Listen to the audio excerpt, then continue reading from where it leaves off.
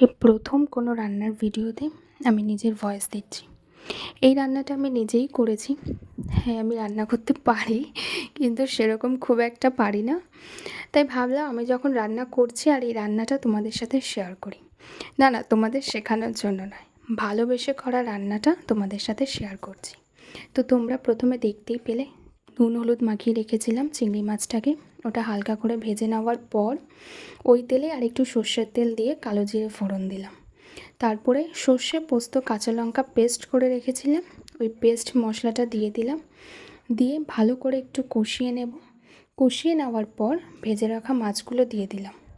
তারপরে বেশিক্ষণ কষাতে হবে না, 5 থেকে 10 মিনিট লো ফ্লেমে রেখে নামিয়ে নেব। জাস্ট একবার বাড়িতে তোমরা এই রান্নাটা ট্রাই করে দেখো, আশা করি তোমাদের অবশ্যই ভালো লাগবে। আর আমি করেছি, আমার তো অবশ্যই ভালো লেগেছে, আজকে দারুণ হয়েছিল খেতে। তাহলে আজকের মতন টাটা।